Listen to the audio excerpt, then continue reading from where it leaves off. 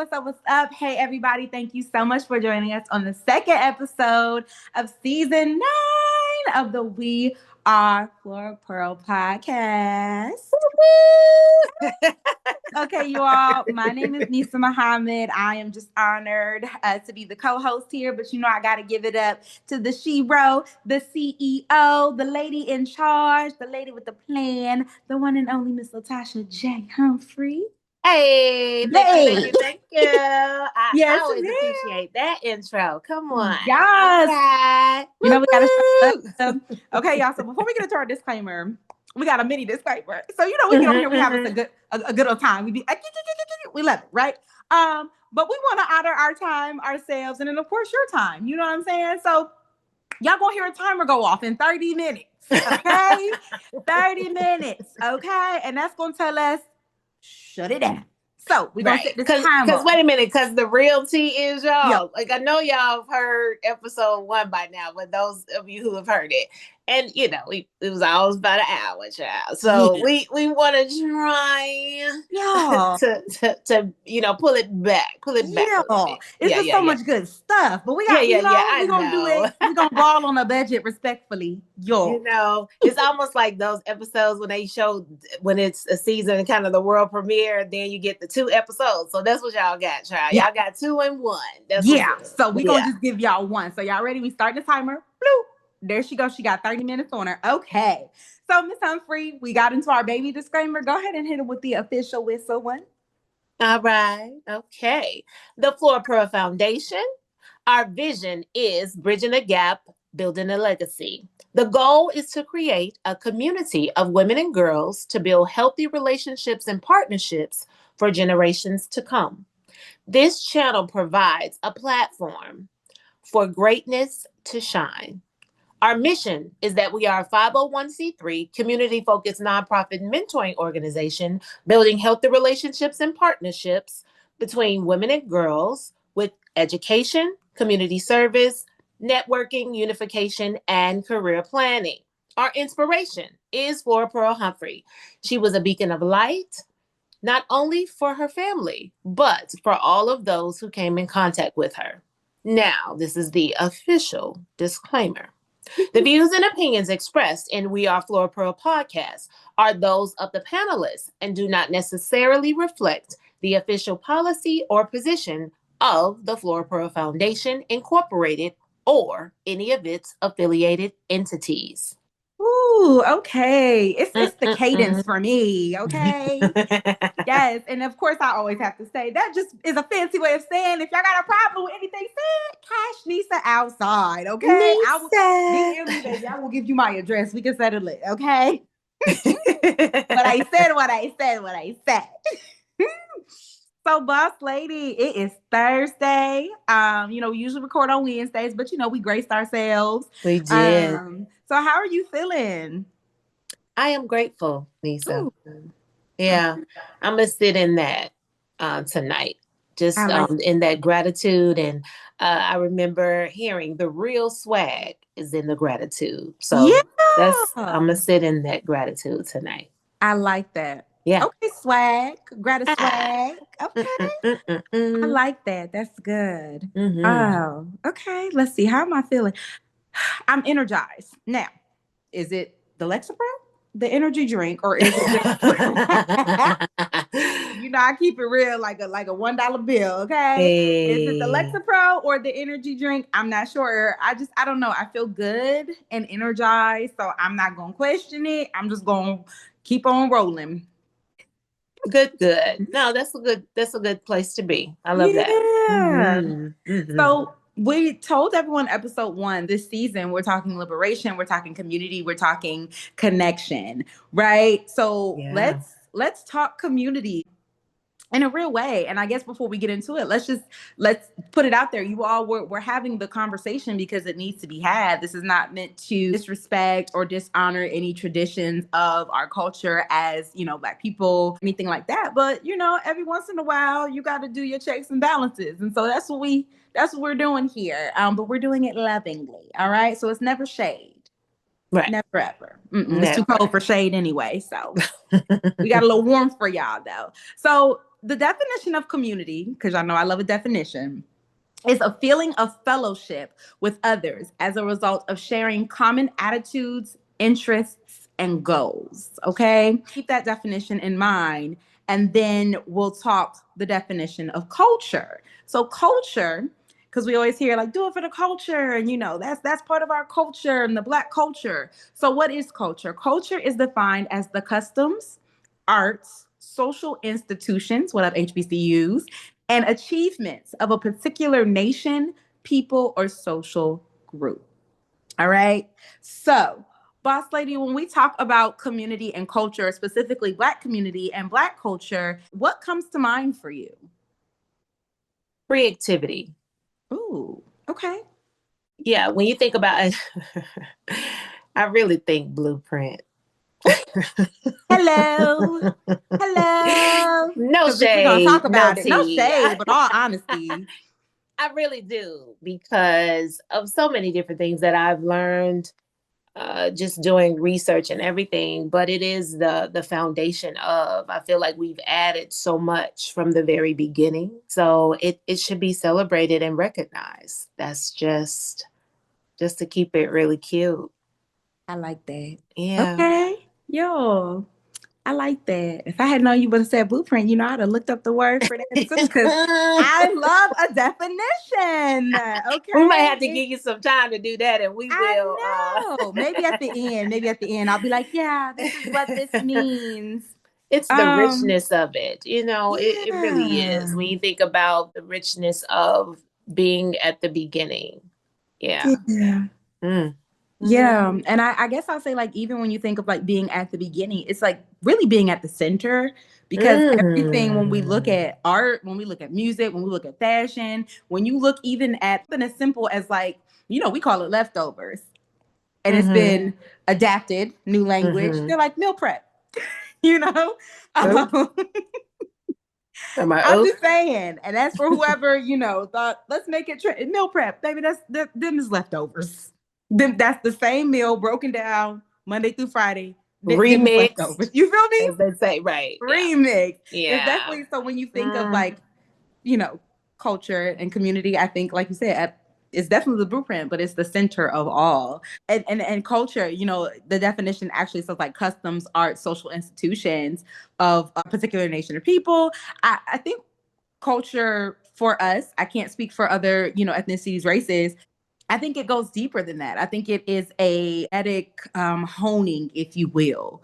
You know what I mean? Like, even when we're in a certain space, if it's just two or three of us who gather, and we're there and we see something out of pocket, we don't look at each other. You know what I mean? We don't look at each other and be like, what in the world is going on here? Or even how like we all make the same faces. Like, when we see, like if somebody come in the room, they're like, yeah, I smack everybody in here. We all gonna look at like, who? Like, you know what I mean? So I think that when we think culture in that sense, I think it's more than like what you can see in terms of like the physical things. I think it goes deeper than that. Yeah. Yeah, absolutely. No, I love it. Yeah. Yeah. So, okay, we're going to jump around a little bit because it'll just make a little more sense when we tie it all together with Miss Tyson's piece. Let's talk about community then, culture then versus today. What are some, you can even, if you want to use yourself, for example, or anything from like your upbringing or even like just things that you remember. What are some things from then when we talk culture and community that you recall? They can be good, they can be bad, in the middle. But what are some things that you recall when you think of your upbringing or the upbringing of you as a young Black girl? There was unity. It was togetherness in that way, where even on the block, now this could be good or bad, but it really was like if you did something and so-and-so saw it, miss so-and-so, it's like your folks gonna know before you get home, right? And so you could say they had their own neighborhood watch type deal, and there was comfort.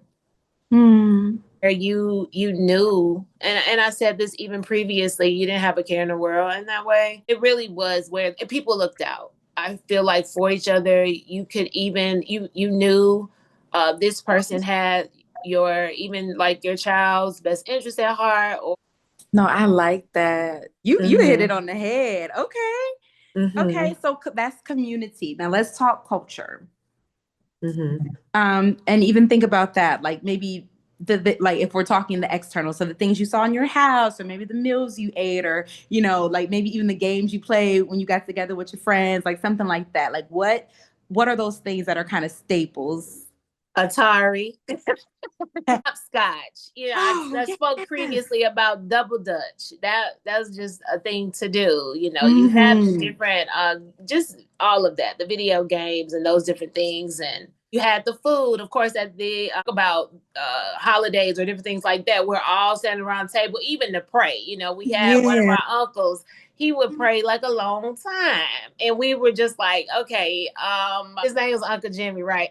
But it's kind of like with that, he gonna pray. We was like, is this prayer about to be long? Like we all looking at the food, child. Like I guess we not gonna eat. But it's like even still, loved it, much respect, rest in power to him. But it really was where just period. You had y'all just together. Yeah. But my grandmothers in particular, like they both played a very instrumental part in that. And so remembering the time like at their homes, and when I think culture, thinking about that correctly. Absolutely. Because that is the part, if we all get together for any type of meal, somebody is going to pray. Okay. Right.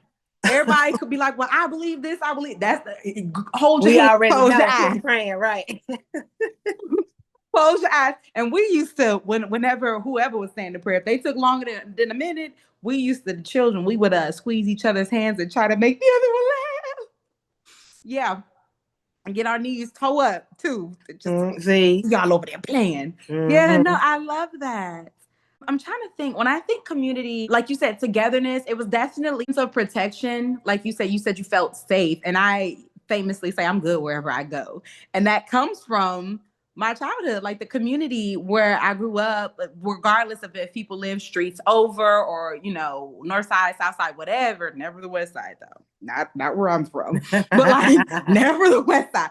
But like depending on where you were, it was like you knew like, oh, that's so and so's car. We don't need to be on this side of town because they're gonna tell we over here. Or like you get in trouble in school before you even get on the bus to get home.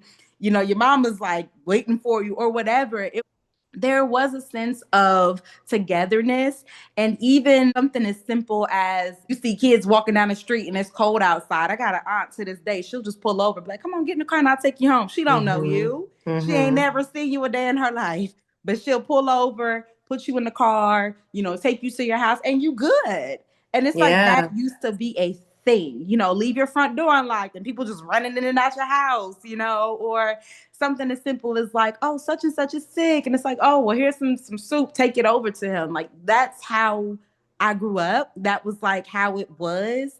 And I really thank my parents for putting me in spaces where it was like we always had community. Something happened, or even on a great day, it's like people just showed up. You know what I mean? For you. Yeah, It to gives celebrate. you, yeah, it gives you like that sense of, in a way, security, especially like as a young Black body, when you're moving through life and you're learning and you're growing and you're seeing like everything that's kind of happening in the world. It's like, okay, but this is where I'm good. This is where I can go. When I think of home, I think of a place. It's like, yeah. And I feel like growing up, home wasn't just my address. It wasn't just that little, that house off of Livingston Avenue. It was wherever, because there were people who looked out. And when we talk culture, I think incense. Love me an incense. Body oils, that Egyptian musk, because we love that down. Like the Crown Royal, the bag. I remember like my uncle like used to have coins, like a lot of them. It's And the like Crown Royal okay, the bag. Crown Yeah, that little absolutely. purple It was with a the thing. drawstring. Yeah, and all the art in the home, it was very African inspired. I always think of my papa and them tractors. He had a riding lawnmower, and he'd take us around on it. And just those little things, drinking out the water hose. That's a part of the culture I Yeah, can't no, that's true. nobody Playing in the dirt. playing Yeah. in the dirt. We over here making mud Making pies. mud pies. You know, Yes. all the kids come play basketball, or like you said, when I was coming up, trampolines were huge. And everybody had at least one in their neighborhood, and y'all all go over there, y'all take turns, and everybody get a little 10-minute jump in, and then you go play ball until it's your turn again. Or I didn't do it, but stealing scooters or bikes from people's front yards. And then y'all go and split it. They did. They would. Now that was the thing too. So when I've seen that a few times on the internet, but those bikes too. So how you knew, they was like, this is how you knew where everybody was, because it's like the bikes would be outside, right? It's about scattered all over your mama's flower bed and everything. But it was like that was a part of it. Like that's how you knew, yeah. Yeah, absolutely. I feel like that was, a part of the culture of growing up, as a young Black body. It was okay, we going to the candy lady house because that too, yeah. she got all the goods and she just got on the store. Yeah. Yeah, we're going right up here, and that was a part of it. And even the people at the corner store, at the time they were, the Arabs and whatnot, or they may have been Asian, but even they looked out because they knew where they were. And you know what I mean? They understood like, okay, we're here, but we're guests here. And they looked out. Your local beauty salon. Oh, yeah. Oh my God. I used to love spending all day there. Yeah.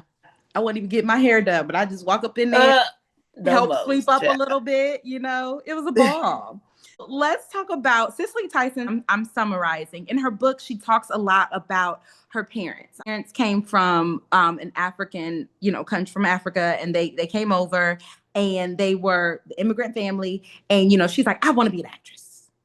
That's not what you do in an immigrant family. Like you better come like up with what? Right. You said you want to play pretend all day? I don't think so, right? But she talks about in her book, like a lot of her parents and they're arguing and how like her father just unfortunately wasn't able to be faithful to the family. He had all these other issues, and she talks about how her mother never shamed her father because when you as a people carry the internal, again, we go back to that DNA, you carry the internal trauma of separation, of forced separation, you tend to excuse or allow or to try to pardon the transgressions. Because if anyone else can say like no one else is allowed to say anything about this. This is my, my person, this is our whatever, and we are the only ones who can deal with this in-house. And I remember reading that and I was like, it explains a lot about how we operate as a Black culture and community. And I just thought that was insane. I like in a good, mind-blowing way. And so even with that, when you think about it, we're talking about like reminiscing, and you're talking about the good stuff. And then there are those things though. Yeah. Where that wasn't so great. Right. That this was allowed, or that somehow that's a thing. And it's not, I get it, not just the Black household, but we can speak from our experience of either hearing about that or you witness some things and all of that. So, I mean, that's, yeah. Yeah. I think a lot of it, because, I love to read up on just anything. And I told you a while ago, I had started reading The Delectable Negro.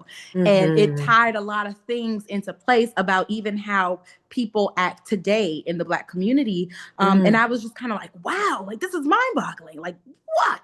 And so I remember thinking, like, even when it comes down to something as simple as whoopings, as a kid getting a spanking, that's something in my household, cut up if you want to, gonna cut you a switch next, right? And it's like, today, that shouldn't even be a thing today, right? But we know, or some of us know, that it had to be a thing then, because if you couldn't get your child in line to work the field or to listen or whatever, then there's a chance that child is taken, or that child is dead, or that child is punished, and it's not at your hand. Right.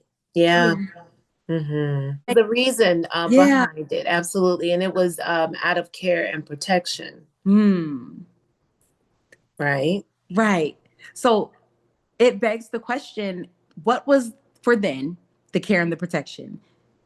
What is it now?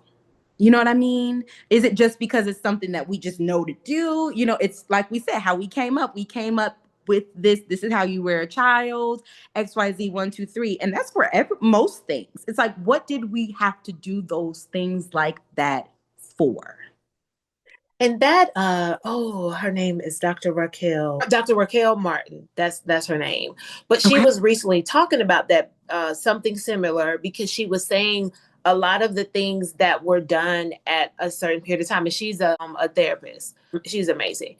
She was talking about that, though, how certain things were done before out of necessity, even with our elders, our ancestors, like certain things that they had to do. Yeah. It was out of necessity to survive. And basically she was tying in kind of like with the trauma and those different things. And that is part of it when you think about that. So before, it was out of necessity. This is how we have to move. We have to navigate this thing. Yeah. But yeah, in present day, we should, I feel, be taking the things that worked and understand what they had to do, kind of what they had to go through. And I get in everything, there is no one side here. This is all right and this is all wrong. I'm saying navigate those waters, how they had to do it. And then us even taking the baton and moving things forward. How do we navigate? How do we take those things that work, those things that continue to work, and then even releasing the things that don't? Yeah. That's how it is. And so now, well, in the question when you're asking, are whoopings necessary in that way, in the same way that they were previously done? So it's kind of, when you think about the kids now, and oh my goodness, I don't even know like how it would feel being a teenager now, or even a younger child. Just think about that. What does that even look like in this day and time? It is so murky. It is so different. It is. Oh my goodness. And I have, I feel like some type of empathy, even for the parents. I get, especially those who are trying to do it in the better, not so much it's the best way. I'm saying, but in a way, like you're trying to do it more evolved. Right. And really with good intentions. So I say with the purest intent of really being a parent and not trying to be even just their friend. So much, Nisaa. It is. And I feel like me and my sister, we talk about this all the time. I'm like, I feel like our generation, millennials, we were kind of like, we ain't doing that. Like, we don't want to raise kids like this. If we have them, we want them, we want to be the fun parents. We want to boo, boo, boo, boo, boo. And that's great, because obviously it allows children to express themselves differently. And, I've got siblings that range from 30 some odd to all the way to 12. Yeah. 12 years old. Nephews and nieces, and and I've taught every grade from K through college. And so I get to kind of peek in a little bit and see like the different levels and how kids adjust when they are heavily disciplined in the home, or when they're not, and when they're gentle parented, or versus when you communicate with them or whatever. And I think there is something to show for when you treat your human child like a human child or a person who has emotions and who can comprehend things. I think there's something to show for that versus just whoop chat. Yeah. Whoop chat. Because it's a way to be respectful. It is. If you want respect, I feel like you have to give it in that way. And so, yes, what was done before. Now, can we have conversations? Use your words, like you say. Words mean things, right? Yeah. Use your words. It's a way to express it. I know it's a little more. It's being vulnerable, and you want this. I'm in control. That doesn't work. It doesn't. Not with you, a human being that literally came from you as a mother. Definitely, I know fathers, you play a part as well. I'm saying, as a parent, there's a way. Absolutely. And I can see that for sure. And I think that there's something to say for the emotional intelligence of a young person when they are allowed to say, this is upsetting to me. I feel like this, especially when we get into like our young boys, because no matter what generation we get into, there's always still going to be that whole stigma around men being able to, or young boys, because they're boys. And you've taught me that in a lot of ways, and I appreciate that. Even with looking at them with different things, when you always say, usually definitely boys. Yeah. Black boys, let's be clear. Yes, absolutely. They don't always get to be boys. Yeah. And as they get to teens, it's still, you want to label them automatically, they're men now. Let's Right. just no. I get the gentleman if you're saying I get that. But I'm Yeah. talking about really being like you're a boy and seeing them that way, seeing the vulnerability of even as a teen, you Yeah. are not a young boy, but you are a boy. Yeah. And giving space for that. So Absolutely. even in looking at it in that way over the years now, as we talk about things, you have me to see that even more in a real way. I'm So glad about I that. appreciate that. Yeah, Black boy, when they talk about black boy joy, like that's a real thing. It's a real thing. And if Yeah, you yeah. really, if you really pay attention, it even comes out in older men. Like there Mm. was a theme or a trend going on social media a couple years back, and they called it Black Men Frolicking. And they just went outside, they just I skipping saw around. that. Yeah. That's fly. It's like Uh-huh. why aren't they allowed to be happy or express that? I think allowing them to even show joy, however they want to show it, as long as nobody is harming them or they're not harming themselves. I feel Yeah. like, hey, guess what? That can open the door for emotional intelligence across the board. And again, if y'all ever read The Delectable Negro, y'all will understand why it is so important to Yeah. allow that space. Mm-hmm. Of Mm-hmm. course, for women and girls also, like, I'm an advocate all day for my girls, my sisters. Yeah. Yeah. But Yeah. you know what I'm saying? I got 9 brothers. I got 14 million uncles and all that good stuff. And I was raised by a Black man, whether he worked my nerves sometimes or not. My daddy is my daddy. Love him down. Mm-hmm. And at the Mm-hmm. end of the day, that stuff matters. It Yeah. matters in how you raise your children. It matters in how you present yourself to society. It matters in how you carry about your day-to-day stressor. It's a hard world out here for Black bodies, period. The least you can give them is a little joy and allow them to experience it without labeling them or trying to put them down. And that goes across the board. Yeah. That's Male, real. female, non-binary. If you're Black and human, you should be allowed to be happy as long as you ain't hurting nobody and you ain't hurting yourself. I love it. Yeah. That's real. Yeah. So for community, the charge that I am going to leave the people with lovingly, as a community and a culture, Black folk, right? And this is for the skin folk, kin folk, not just the skin folk, because everybody, we know how that goes, right? I'm just saying. I'm just saying. Okay? We owe it to ourselves and the future generations. We owe it to our ancestors. We owe it to today, tomorrow, yesterday. Definitely to the future. Is to respect the evolution and allow the evolution to happen if it's for the betterment. I love it. Yeah. Like, get out of our own way. And let's get back to community and culture. But it has to be us sitting down and really looking at what worked, what didn't, and being honest about those things. Right. Being honest about those things.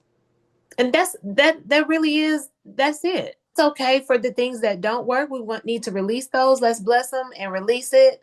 But those things that do and that are going to continue to move us forward. And I love that word you said, evolution. Yeah. How do we do that? And then our ancestors too, we're standing on their shoulders. Like they're with us. And that's something like, know that and learn that. Welcome them to do life with you. Absolutely. In the realest way. Absolutely. They desire to be present and to do life with you. So welcome them to do that. Yeah, because when you open, you learn and you see, or things come to you that you could have never thought of. Right. We're right on the 30 mark. I love us for real. I know. And I know. But no, it allows you to learn and realize things that you didn't see or that weren't made aware to you prior to. Let's be open and it's a very beautiful and wise young lady once said, Google is free. Okay. So if you don't know. So as you say, word to Zaria. Okay. Word to Zaria. Christian. Okay. Period. Yeah. Like Google is free. So as a culture, as a community, look up, do some research. If you're not sure the root of something, if you're not sure where it comes from, look some stuff up. Let's have some conversations and let's really do some work to respect the evolution and grow, because it's like that's literally the only way things will get better. Everybody is crying individually, but imagine if we came together and just conversed. And it's converse, not conversate, because I hate that. Imagine if we came together and conversed, all the healing and growing and prospering that we could do. Like for real. Yeah. Yeah. Let's do it. What? Come on now. All right. So for your inner child, let's wrap this baby up. For your inner child, what's one thing about you today that your younger self would think is the dopest?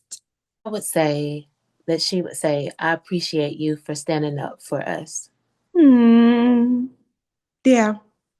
Yeah. Mm-hmm. Mm-hmm. Mm-hmm. Yeah. Yes, ma'am. Yes, ma'am. Mm-hmm. My younger self would, full transparency, think it's dope that we're still here. Even in high school, in life past 16 wasn't even a thing for me. Like I didn't really, I knew I just wanted to be out the house and do what I want and da da da da da. But I kind of got out into life. I just kind of experienced life. And then unfortunately my brother passed in 17. Things got real dark in 18. And in 2025, you go on back to Miss Neeboo back in the day. If I was like, yeah, girl, we 30 some odd years old, living how we living, she would be like, oh, okay, and you still fine. Yeah. So yeah, that would be it. And I share with you, Miss Humphrey, I wrote myself a letter in college. You know what I'm saying? And marked it with a date that I was like, if we see this date, cool. If we don't, because life happens, that's cool too. And so that's what she would think is dope. Like, oh girl, you still okay? Yeah. So that would definitely be it. Yeah. Very Oh, dope. yeah. Yeah. Because I think about that too. I love that. Even, my thoughts of standing up, because think about like all the things like you can be like, we accomplished this, and that's great, and those things, and in no way is it like that's not, I'm gonna downplay. I'm grateful, right, to Because have you're the her. opportunity to live life and accomplish and all of that. But to me, that standing up for yourself and Yeah. choosing you, that's different. It's It different for absolutely is. me at this day and time. So I look back and be like, yeah, I appreciate that. Oh yeah. Thanks for looking out. Okay. She might throw you a little party. Okay. Like, Yeah. come on, girl. LL in the back. We all finna go do the Dougie or something. Yeah. Yeah. Yeah. Absolutely. I That's love what's that. up. Mm-hmm. Okay. Well, audience, please, by all means, take a moment. Let us know in the comments. You can drop it on IG or Facebook or wherever you come across this lovely clip or the whole podcast. Let us know, what is one thing about you today that your younger self would think is the dopest. And for Mm-hmm. bonus points, go ahead and let us know, as far as community then and community now, what goes, what stays, and why. All right. We'll talk back with you. Until next time, we are saying peace out, make good choices, and we'll see you next time on the We Are Flora Pro podcast. Boss Lady, what you got for them? Keep shining, y'all.